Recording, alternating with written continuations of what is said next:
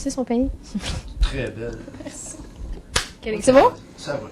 How's it going, Josh? It's going great. Great? Yeah. Are you well rested, even though that you've been, as we were saying before, eating interviews since 7:30 this morning? Yes, I have been eating interviews since 7:30 this morning, but I'm pretty well rested. I took a cat nap today, so I'm pretty good. A cat nap. Yes. Okay, yes. good. I wanted to ask, without this is in no way belittling your hard work and your effort, but did you feel that success came fairly quickly for you? No, because we spent a good year and a half on the CD before anybody knew about it. So we've been working very, very hard behind the scenes to make this CD, and now we're very grateful that in the few months that it's been out, a lot of people have found what we found, which was that we're very proud of it, and there's a lot of things we wanted to do with it, and we were able to accomplish them. Putting two different genres together and trying to really kind of mix around a little bit, and people are liking it. And you've been caught. I don't know. How are you feeling? How's your head? Everything. You're like in the eye of the storm right now. Everybody's talking about you. Hype. Are you fine with that? Oh yeah, I'm fine with it. I mean, the adrenaline keeps me going. It's very busy right now, which is fun though. I love to travel, and I love singing these songs live now, and so it's hard, yeah, but it's definitely a new experience, so that keeps it fun. I wanted to know. Apparently, you joined the school choir because it was the cool thing to do. Is that true? Yeah. Usually, joining the school choir is not the cool thing to do. But I went to a school where all of my friends, for whatever reason, wanted to join this group. They were singing some cool stuff, and I was into music, so I thought, okay, if I can't play the drums or whatever, I'll go sing something. So I did that, and my voice teacher said, "Do you know any jazz songs?" And my dad had sung jazz around the house, poorly. And so I said, sure. So I sang something, and he said, "Oh, you've got a real voice," and that's kind of how it started. Okay, but you never set out like, "I'm going to do this. I'm going to be maybe the next Andrea Bocelli." No, I was never put in a little tuxedo and put on the stage. No, I didn't have a family like that. They were very supportive, but it wasn't like you have to do this.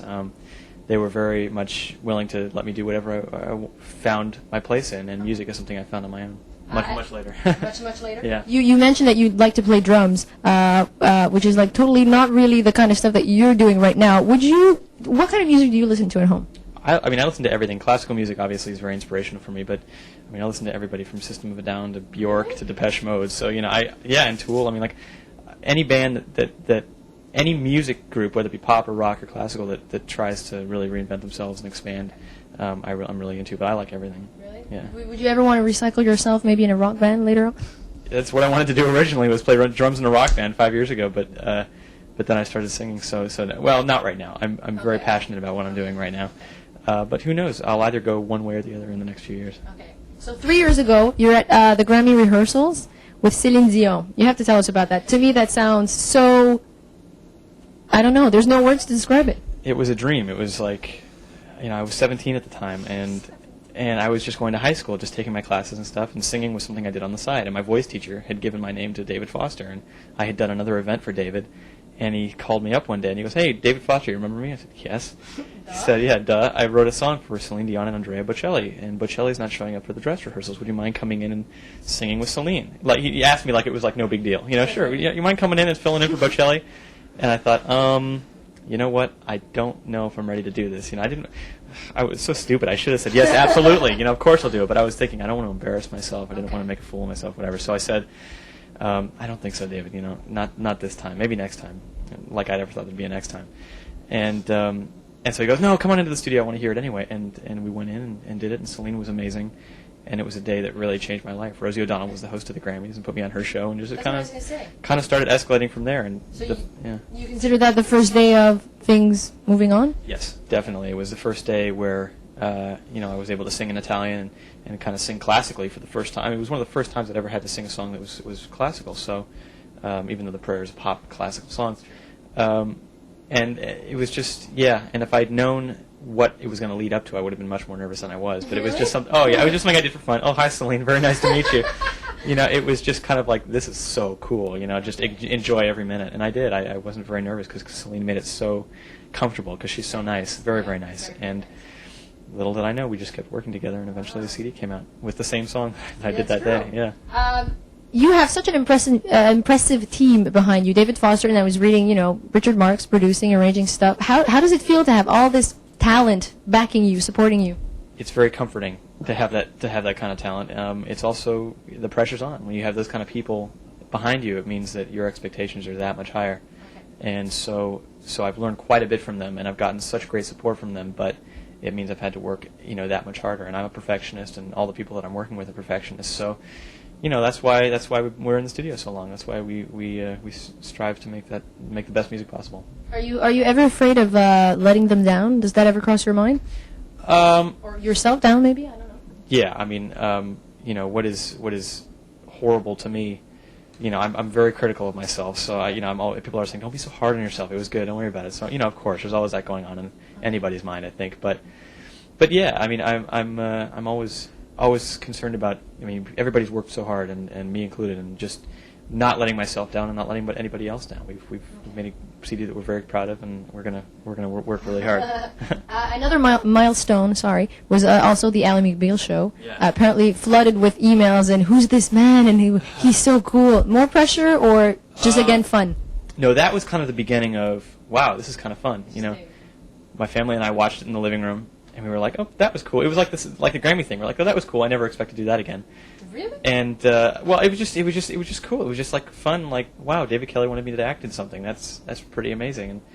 And so we watched it and we liked it. And then the next morning, my manager calls me and said, "Oh, this radio station wants to interview you. They're playing the song. Well, how do they have the song? Well, they downloaded the song. I don't know where they got it. Wow. So everything was in demand all of a sudden. And so yeah, we got a lot of internet fans, because that's where they all went. Who's this guy? And so I had Warner Brothers made a quick website. And all these people went to it. And now we've got like 35,000 email subscribers and 1,500 people on the forum, and it's just turned into this enormous community of wonderful people and who like all sorts of music, who like the same music I do, all sorts of ages, age from 80 to 12. So I mean, it's really been I've been really happy with the kind of people that have found the CD. And it's all for you. It's all attention upon you. Not going to try and think about it. No. The record is very versatile. It's not like just, pop or just classical or just opera. Did you want it that way? Yes, very much so. It's so easy to say, okay, he's got a voice like this, let's give him Caruso or something like that, and we would have had a CD out in a month if we decided to do that kind of thing. But we specifically wanted, a lot of original songs. Most of the songs are original, and the ones that we did cover, we wanted all the ones that we covered to show a different side or a different genre that I was interested in. Vincent, Don McLean's song, was one that I wanted to do for a long time, and Let Me Fall from Cirque du Soleil, which is just a ballad that never got out of the show that I thought was really cool, and it expressed some kind of rock singing too. So yeah, I mean, I've got a very eclectic taste in music, and I wanted to make a very eclectic CD. And maybe you don't want to be boxed into, you're just this. Right. I want to. I don't want to be pigeonholed. Okay, good. Your voice is very, again, no words to describe it, incredible. How do you... Mon Dieu. La lumière. C'est bon? Every time you compliment me. Voice is, incredible. It sounds very mature, though. Do you work at it a lot? Because you're only 20. I'm 20, yeah, and I work at it quite a bit. Yeah, I take lessons, every other day. And when I'm not taking lessons, I'm training or resting, or everything is around that, because I've got to use it so much now. And so I'm always concerned about keeping it healthy and keeping myself healthy. I don't drink, I don't smoke. So yeah, there's a lot of responsibility involved when that's your instrument. It's like taking care of a trumpet or taking care of a guitar. Yeah. Do you consider it a gift or something you were born with, or do you feel I don't know, that you're very lucky to have this? I feel I'm very, very lucky, and it's of course a gift, and it's you have to take the gift that you're given and work at it to make it the best that it can possibly be. And I'm very, very thankful that I'm able to sing, and hopefully I'll be singing for a long time. And the fact that you're so young, does that ever cross your mind? Like, wow, I've jumped through hoops here. I'm skipping phases. Yeah, in this business, 20 years old, I'm feeling kind of old. I'm doing a duet with Charlotte Church, who's 15. And it's surprisingly enough, yeah. I mean, I'm kind of the veteran now at 20. So yeah, I'm very, very young, and especially with my kind of music, I'm gonna peak at like 30, 35. So I've got a lot ahead of me. But yeah, sure, I'm so grateful that I was able to be a kid when I was a kid and not have to worry about doing this when I was that young.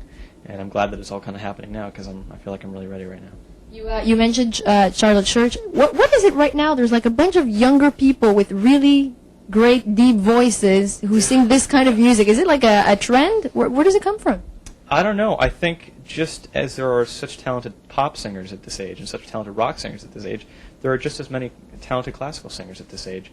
They just don't have a way of getting out there right now, or they're not ready. Classical singing is something that needs a lot of training, and I don't expect to sing really classical music until I'm a little bit older. But But yeah, there are some amazing voices out there that are yet to be discovered, and I think with this kind of music is opening doors for hopefully a lot of young people.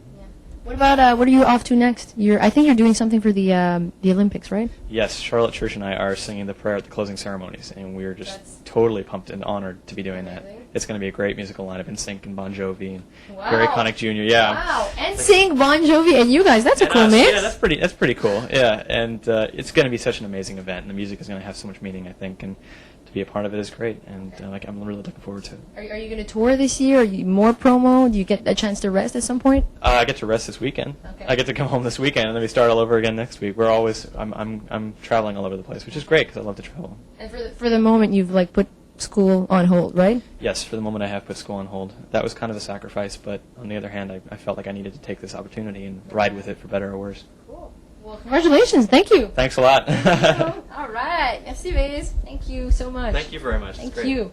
All right. Merci, Eric. À quelle heure vous êtes en bas, en direct?